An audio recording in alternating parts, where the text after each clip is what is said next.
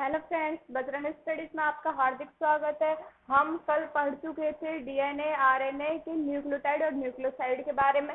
अब हम इससे आगे पढ़ेंगे डीएनए रज्जु के निर्माण में प्रयुक्त रासायनिक बंध। जो डीएनए की स्ट्रक्चर होती है, जो भी स्ट्रक्चर होती है, उसमें जो बॉन्ड प्रयुक्त होते हैं, कौन कौन से बॉन्ड रासायनिक बंध कौन कौन से प्रयुक्त होते हैं, उनके बारे में पढ़ेंगे। ये 3 बंध होते हैं: N glycosidic bond, phosphoester bond, phosphodiester bond. N glycosidic bond में क्या होता है? ये नाइट्रोजन और कार्बन के बीच में बनता है। ठीक है, अपन लिख लेते हैं पहले।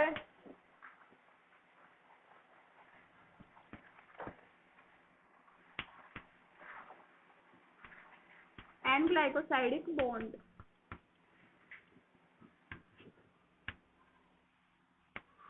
ये किसके बीच में बनता है? नाइट्रोजन और कार्बन के बीच में बनता है ये बॉन्ड।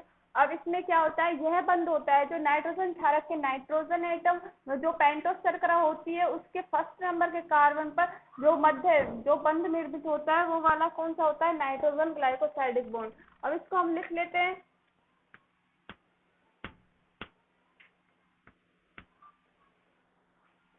यह बंध नाइट्रोजन क्षारक के नाइट्रोजन एटम तथा पेंटोज शर्करा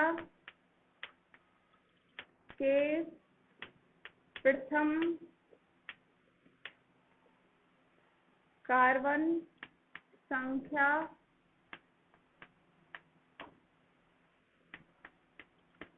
वन कार्बन संख्या के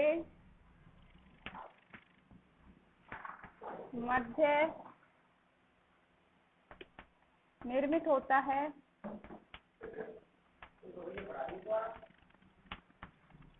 सबसे पहला पॉइंट, जो एन ग्लाइकोसाइडिक बॉन्ड होता है वो नाइट्रोजन और कार्बन के बीच में बनता है।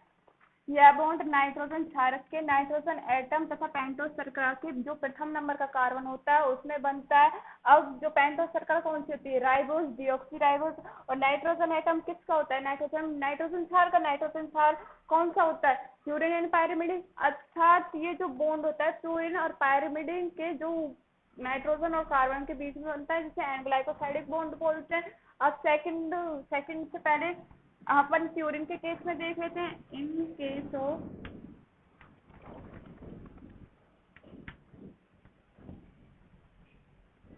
केस ऑफ प्यूरिन, जो प्यूरिन की जो स्ट्रक्चर होती है उसमें 2 बलें होती हैं। जो प्यूरिन की 2 स्ट्रक्चर होती है तो उसमें नाइट्रोजन 1 3 7 9 पोजीशन पे होता है नाइट्रोजन। तो इसमें 1 कार्बन 9 नंबर की नाइट्रोजन होता है, उससे जुड़ेगा। Okay, in case of pyrimidine.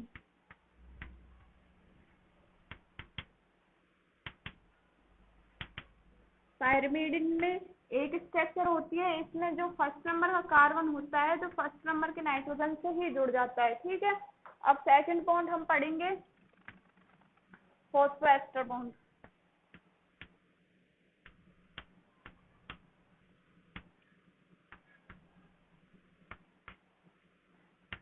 Phosphoester bond क्या होता है? फॉस्फोएस्टर बॉन्ड जो पेंटोस शर्करा होती है, जो पेंटोस शर्करा राइबोस और डीऑक्सीराइबोस होती है, उसका जो 5 नंबर का कार्बन होता है उससे ना फॉस्फेट समूह जुड़ता है। जो डीएनए के स्ट्रक्चर की बाहरी संरचना होती है वो शर्करा और फॉस्फेट से मिलकर बनी होती है। तो पेंटोस शर्करा तो होती है, तो उसमें अब फॉस्फेट समूह जुड़ेगा। जो फॉस्फेट समूह जुड़ेगा वो कौन से बंध से जुड़ेगा? फॉस्फोएस्टर बॉन्ड से। ठीक है,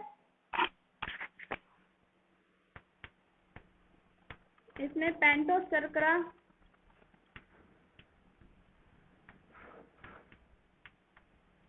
पेंटोस शर्करा 5 नंबर कार्बन वाली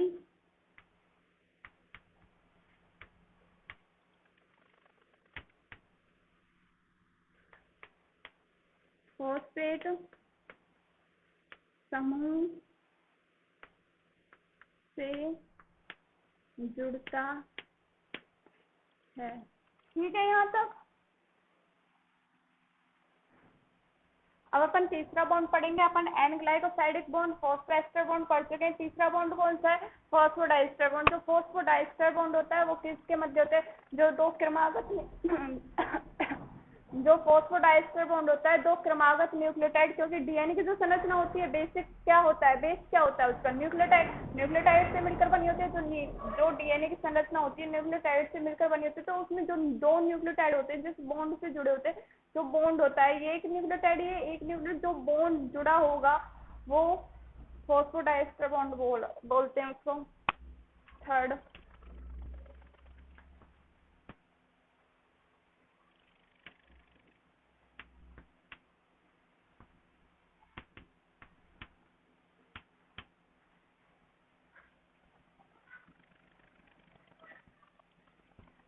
फॉस्फोडाइस्टर बॉन्ड ये क्या है? दो क्रमागत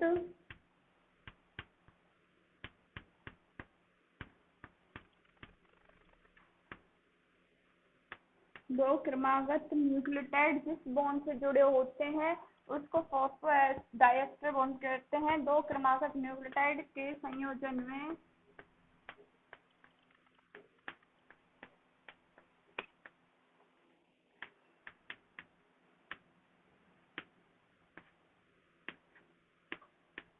प्रयुक्त बन। ठीक है यहाँ तक। अब इसको हम जो अपन ने तीनों एन ग्लाइकोसाइडिक बॉन्ड पढ़ा है, फॉस्फोएस्टर बॉन्ड पढ़ा है, फॉस्फोडाइस्टर बॉन्ड पढ़ा है, अब हम इसको डीएनए के स्ट्रक्चर में देख लेते हैं ये कैसे कहते हैं, कैसे कैसे होते हैं। इसमें ये अपन पेंटोस शर्करा बनाएंगे। पेंटोस शर्करा 1 2 3 4। अब इसमें CH2OH होता है यहाँ पे। जो ये CH2 5 नंबर का कार्बन है ये, तो ये किससे जुड़ेगा? ये जुड़ेगा फॉस्फेट समूह से। फॉस्फेट समूह से जुड़ता है तो इस बॉन्ड को क्या बोलेंगे अपन? Phosphoester bond.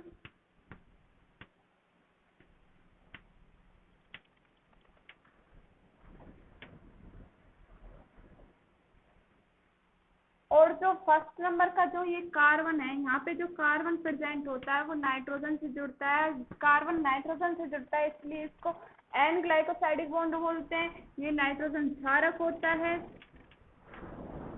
अब ये प्यूरिन हो सकता है, पायरिमिडीन हो सकता है। प्यूरिन के अंदर क्या क्या होगा? Adenine, guanine, thymine. इसमें फर्स्ट नंबर का कार्बन नाइट्रोजन क्षारक से जुड़ता है। नाइट्रोजन क्षारक क्या होते हैं? प्यूरिन, पायरिमिड। प्यूरिन के अंदर क्या होता है? Adenine, guanine. और पायरिमिडीन के अंदर क्या होता है? Cytosine, thymine, uracil. अब इसमें जो N2 क्षारक है, जो N2 क्षारक में अगर हम प्यूरिन लेंगे तो जो उसमें कार्बन है वो 9 नंबर के नाइट्रोजन से जुड़ जाएगा क्योंकि इसमें दो बलय होती है। और जो फर्स्ट नंबर का कार्बन है पायरिमिडीन के अंदर फर्स्ट नंबर के नाइट्रोजन से जुड़ जाएगा। ठीक है यहाँ तक। अब इस बॉन्ड को अपन क्या बोलेंगे?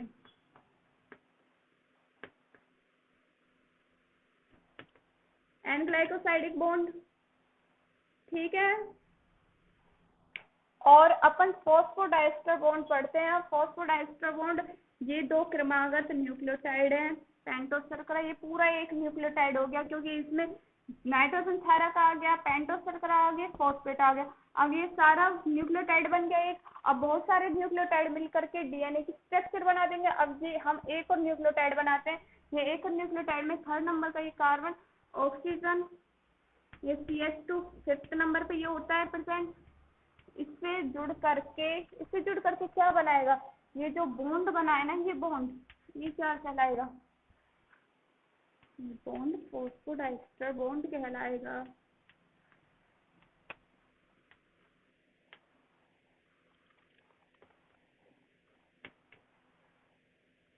क्लियर यहाँ तक? जो डीएनए की जो संरचना होती है वो न्यूक्लियोटाइडों से मिलकर बनी होती है। दो न्यूक्लियोटाइड फॉस्फोडाइस्टर बॉन्ड से जुड़े होते हैं और जो कार्बन नाइट्रोजन क्षारक से जुड़ा होता है उसको एन ग्लाइकोसाइडिक बॉन्ड बोलते हैं। और जो यहाँ फिफ्थ नंबर का पेंटोस शर्करा का जो कार्बन होता है वो फॉस्फेट से जुड़ा होता है उसको फॉस्फोएस्टर बॉन्ड बोलते हैं। यहाँ तक क्लियर है? अब ऐसे ये आगे आगे आगे क्रमागत जुड़ते जाएंगे। अब ये ऐसे जुड़ते जा रहे हैं तो क्या बना लेंगे? लास्ट में डीएनए के स्ट्रक्चर बना लेंगे। यहाँ तक क्लियर? अब इससे आगे हम क्या पढ़ेंगे? पढ़ेंगे जो डीएनए की संरचना थी। अपन को पहले पता नहीं था कि डीएनए की संरचना कैसी थी। उसके लिए बहुत सारे वैज्ञानिकों ने अध्ययन किया, जो उनका योगदान था इस अध्ययन में, उसको पढ़ेंगे डीएनए की संरचना के अध्ययन के लिए।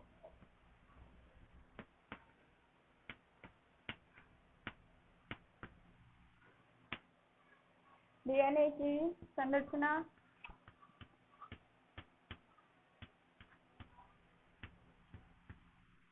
के अध्ययन में विभिन्न वैज्ञानिकों का योगदान।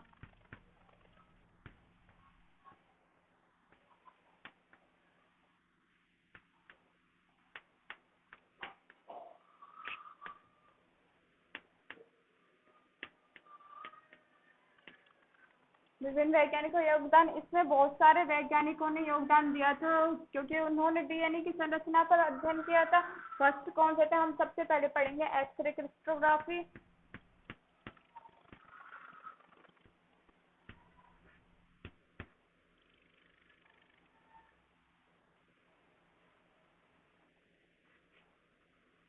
एक्सरे क्रिस्टोग्राफी ये किसने दी थी? Rosalind, Franklin and Wilkins.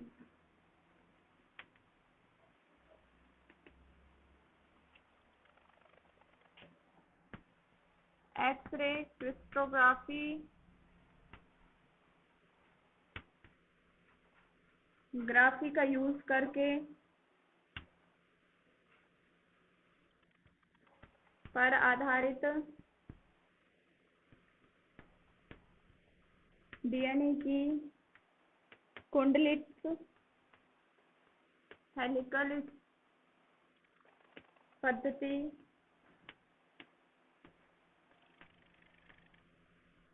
के बारे में बताया।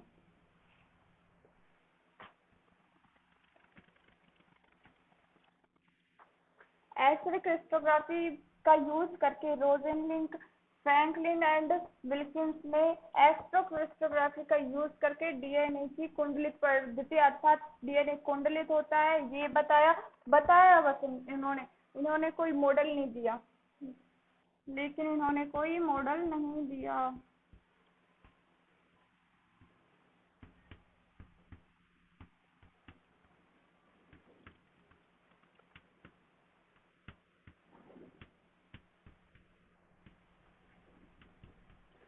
ठीक है यहाँ तक। और सेकंड कौन थे? सेकंड थे चारगॉफ। चारगॉफ ने एक अपना नियम दिया था, चारगॉफ का क्षार तुल्यांक नियम। जो क्षार तुल्यांक नियम होता है, सबसे महत्वपूर्ण नियम है इस डीएनए की संरचना में। जो वैज्ञानिक थे वो चारगॉफ थे, जिन्होंने नाइट्रोजन क्षारक के जो क्षार संगठन होता है उनकी संख्या और प्रगति के बारे में बताया था।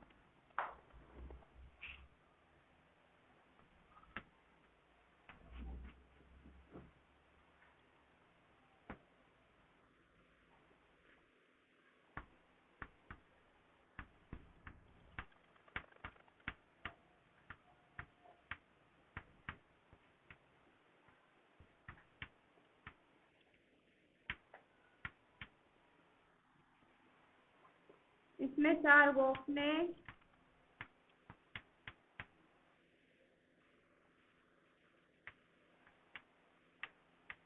डीएनए में उपस्थित नाइट्रोजन क्षारक की संख्या तथा प्रकृति, मतलब कि क्षार संगठन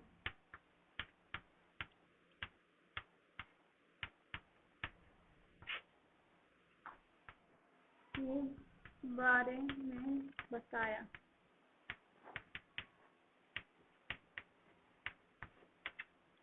चारगॉफ ने क्या किया था? चारगॉफ का जो क्षार तुल्यांक नियम था, इसमें चारगॉफ ने में जो डीएनए में नाइट्रोजन क्षारक, मतलब जो प्यूरिन और पायरिमिडीन का जो संगठन होता है वो और प्रकृति कैसी होती है, इसके बारे में बताया था। अब इसके जो महत्वपूर्ण बिंदु हैं अपन ऊपर लिखेंगे। अब उन चार्गोफ के महत्वपूर्ण बिंदु पढ़ते हैं।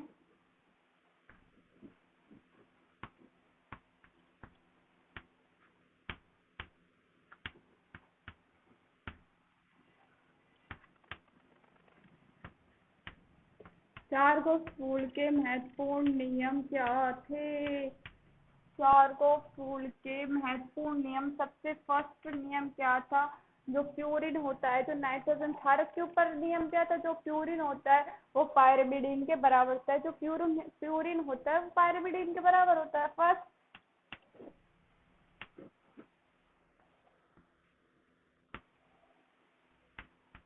प्यूरिन इक्वल टू पायरिमिडीन, ठीक है। Second, A plus E equal to T plus C, मतलब कि जो इनका टोटल होगा वो इसके टोटल के बराबर होगा, क्योंकि प्यूरिन और पायरिमिडीन का जो क्षार संगठन है सेम है। जैसे डीएनए की दो स्ट्रक्चर, जो डीएनए के स्ट्रक्चर में दो लड़ी होती हैं। डीएनए के स्ट्रक्चर ए टी से जुड़ा होता है, जी सी से जुड़ा होता है, ए टी से जुड़ा होता है डबल बॉन्ड से, जी सी से ट्रिपल बॉन्ड से जुड़ा हुआ होता है। तो पायरिमिडीन मतलब बराबर होता है A T G C, A T G सी, ये बराबर होते, जितना प्यूरिन होगा उतना पायरिमिडीन होगा, इसलिए ए प्लस जी सी प्लस सी। ओके। थर्ड, अब हम इनका अनुपात लें तो क्या होगा? ए प्लस जी टी प्लस सी, इनका अनुपात 1 आता है हमेशा, क्योंकि इसमें प्यूरिन और पायरिमिडीन की मात्रा सेम है तो 1 ही आएगा। थर्ड, फोर्थ, और अपन ले लें ए, ऊपर प्यूरिन ले लें और नीचे पायरिमिडीन, तो इसकी मात्रा क्या आएगी? इसकी मात्रा आएगी कांस्टेंट।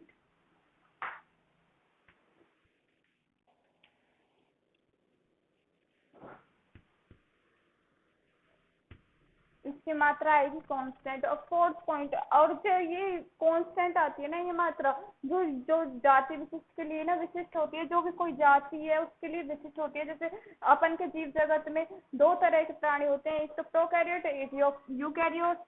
अब इसमें ये जाति विशिष्ट होती है।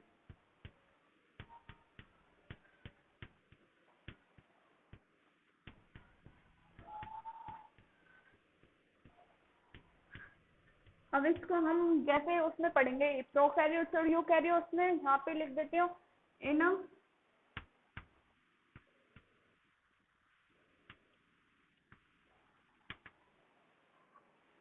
प्रोकैरियोट्स में इसकी मात्रा क्या होती है? 0.92। इन यूकैरियोट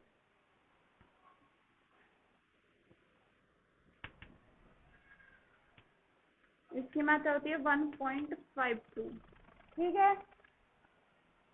अब हम 5th पॉइंट पढ़ते हैं। 5th पॉइंट क्या होता है? जो डीएनए की स्ट्रक्चर होती है उसमें शुगर और फॉस्फेट की जो समूह होते हैं, शुगर और फॉस्फेट समूह वो समान होते हैं। जितना शुगर होगी उतनी ही फॉस्फेट समूह होंगे। 5th पॉइंट, डीएनए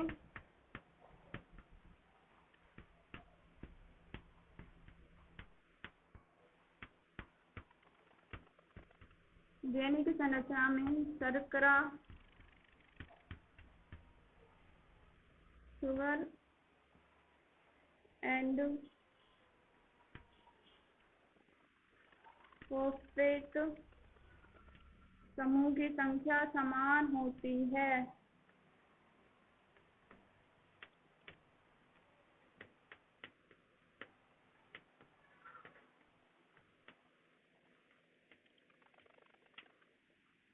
जो डीएनए की बाहरी स्ट्रक्चर होती है, जो संरचना होती है, वो शर्करा और फॉस्फेट से मिलकर के बनी होती है।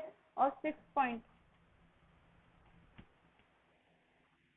ए की मात्रा टी के समान होती है, ठीक है। इसमें ए का मतलब क्या है? ए का मतलब है एडेनिन, टी का मतलब है थायमिन। जो एडेनिन की मात्रा होती है वो थायमिन के समान होती है। इसमें ए है प्यूरिन, इसमें टी है थायमिन, ठीक है।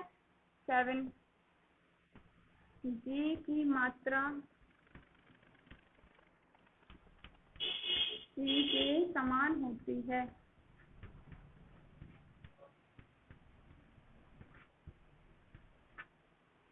इसमें जी प्यूरिन है, सी पायरिमिडीन है, जी गुआनिन, सी साइटोसिन। ठीक है, ये मतलब कि स्क्वीमर होते हैं। ये ए टी से जी सी से ट्रिपल बॉन्ड से जुड़ा हुआ होता है। चारगोफ के नियम से ये महत्वपूर्ण बिंदु है और इसमें से क्वेश्चन भी बनता है। ठीक है, इससे आज हम नेक्स्ट वीडियो में पढ़ेंगे। तो आपको अगर हमारी वीडियो अच्छी लगी है तो प्लीज़ चैनल को सब्सक्राइब करें एंड हमें लाइक करें, जिससे हमारा मोटिव